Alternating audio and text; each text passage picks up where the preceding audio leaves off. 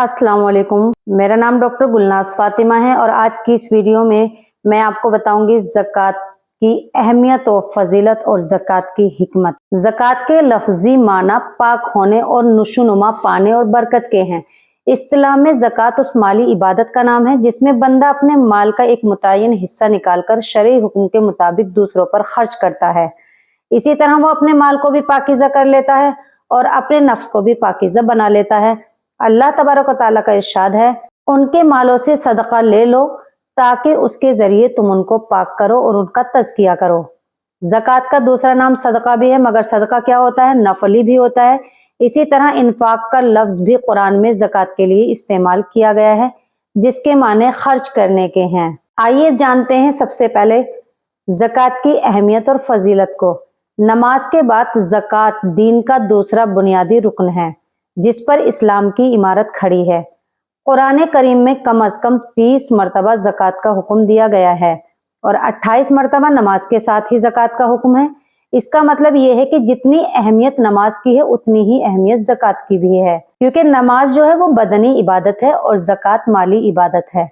पिछले जितने रसूल गुजरे हैं उन सब की उम्मत पर ज़कात फर्ज थी। चुनांचे हजरत इब्राहिम अलैहिस्सलाम, हजरत इसहाक अलैहिस्सलाम, हजरत याकूब अलैहिस्सलाम के बारे में अल्लाह ताला ने फरमाया, और हमने उनको नेक कामों की और नमाज कायम करने की और ज़कात अदा करने की हिदायत की।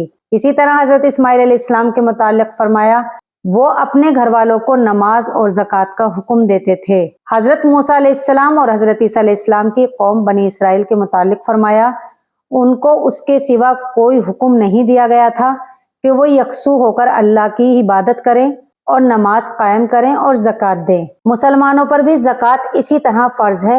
ये कोई सरकारी टैक्स नहीं बल्कि अल्लाह की इबादत है और उसकी रज़ा हासिल करने का ज़रिया है। इस्लामी हुकूमत हो या ना हो, मालदार मुसलमानों को हर हाल में ज़कात नमाज रोज़े की तरह अदा करना है।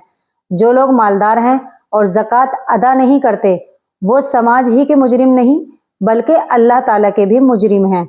कुरान में साफ तौर पर कहा गया है, जो लोग सोने और चांदी जमा करके रखते हैं और खुदा की राह में उन्हें खर्च नहीं करते, उनको दर्दनाक अजाब की खुशखबरी सुना दो। एक दिन आएगा कि इसी सोने चांदी पर जहन्नुम की आग दहकाई जाएगी और फिर उसी से उन लोगों की पेशानियों और पहलुओं और पट्ठों को दागा जाएगा। ये वो खजाना है जो तुमने अपने लिए जमा किया था, तो अपनी समेटी हुई दौलत का मजा चखो। अबू हुरैरा रज़ियल्लाहु ताला अन्हु से रिवायत है, रसूलुल्लाह सल्लल्लाहु अलैहि वसल्लम ने इरशाद फरमाया, अल्लाह ने जिस शख्स को माल से नवाजा फिर उसने ज़कात अदा नहीं की, क़यामत के दिन इसका माल गंजे सांप की शक्ल में आएगा जिसकी आंखों के ऊपर 2 सियाह नुक्ते होंगे। ये सांप उसके गले का तोक होगा और उसके जबड़े पकड़कर कहेगा, मैं हूँ तेरा माल और मैं हूँ तेरा खजाना। एक दूसरी हदीस है, हजरत अब्दुल्ला बिन उमर रज़ियल्लाहु ताला अन्हु से रिवायत है कि रसूलुल्लाह सल्लल्लाहु अलैहि वसल्लम ने फरमाया, मुझे लोगों से जंग करने का हुक्म दिया गया है यहाँ तक कि वो शहादत दें कि अल्लाह के सिवा कोई माबूद नहीं और मोहम्मद सल्लल्लाहु अलैहि वसल्लम अल्लाह के रसूल हैं, और नमाज कायम करें और ज़कात दें। अगर वो ये काम करते हैं तो उनका खून मासूम होगा बजुज़ इस्लाम के हक के, और उनका हिसाब अल्लाह के जिम्मे होगा। रसूल करीम सल्लल्लाहु अलैहि वसल्लम के विसाल के बाद हजरत अबू बकर सिद्दीक रज़ियल्लाहु ताला अन्हु की खिलाफत में बहुत से कबीलों ने ज़कात देने से मना कर दिया, तो अबू बकर सिद्दीक रज़ियल्लाहु ताला अन्हु ने उनको मुर्तद शुमार किया और उनसे जंग करने का ऐलान कर दिया। उन्होंने कहा कि मैं नमाज और ज़कात में फ़र्क करने वालों से जिहाद करूंगा। ये थी ज़कात की अहमियत और फजीलत। अब जानते हैं ज़कात की हिकमत के बारे में। इस्लाम में ज़कात की फर्जियत और अहमियत के कई हकीमाना असबाब हैं। एक तो ये ज़कात इंसान के माल और जान की पाकी और सफाई का जरिया है। इंसान जब मेहनत मशक्कत से कमाई हुई दौलत का एक मुतय्यन हिस्सा हर साल गरीबों पर खर्च करता है तो उसके दिल से माल की मोहब्बत कम होती है और अल्लाह की मोहब्बत बढ़ती है। इससे उसके नफ्स का तज़किया होता है और उसका बाकी माल भी पाक हो जाता है। चुनांचे अब्दुल्ला इब्न अब्बास रज़ियल्लाहु ताला अन्हु से रिवायत है, रसूलुल्लाह सल्लल्लाहु अलैहि वसल्लम ने फरमाया कि अल्लाह ने ज़कात इसलिए फ़र्ज की कि उसके ज़रिए तुम्हारा बकिया माल पाक हो जाए। दूसरे है कि ज़कात देने से इंसानी हमदर्दी, मोहब्बत, गमखारी और इसार ताउन का जज्बा पैदा होता है।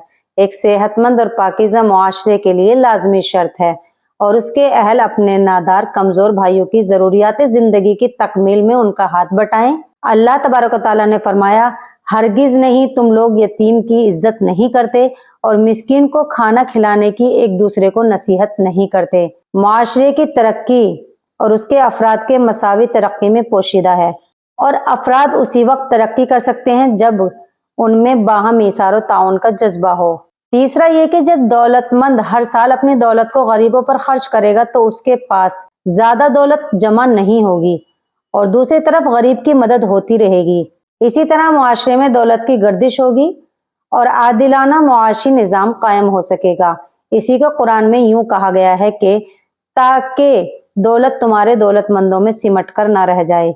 यानी जिस तरह सेहतमंद जिंदगी के लिए पूरे जिस्म में खून की गर्दिश जरूरी है, इसी तरह सेहतमंद समाज के लिए दौलत की गर्दिश पूरे मुआशरे में जरूरी है। इंसान हर जायज नाजायज तरीके से दौलत जमा करने में कामयाबी समझता है और अपनी ख्वाहिश वो जरूरत के अलावा किसी और जायज काम में दौलत खर्च करने से गुरेज करता है।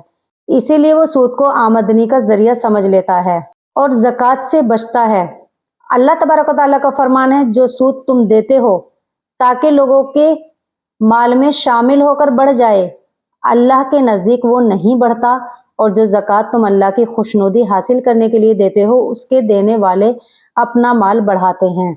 यानी बज़ाहिर दौलत तो सूद में बढ़ती है और ज़कात में घटती है, मगर दरअसल अल्लाह के यहाँ ज़कात बढ़ती है और सूद घट जाता है। बल्कि दुनिया में भी सूद में एक शख्स का फ़ायदा और समाज के दूसरे अफराद का नुकसान है, जबकि ज़कात में बज़ाहिर एक का नुकसान और समाज का फ़ायदा है। ये थी ज़कात की अहमियत और फजीलत और उसकी हिकमत, आप लोगों को अच्छे से समझ में आ गई होगी। नेक्स्ट वीडियो में फिर हाजिर होंगी एक और वीडियो के साथ। तब तक आप लोग अपना ख्याल रखें, खुश रहें। अल्लाह हाफिज।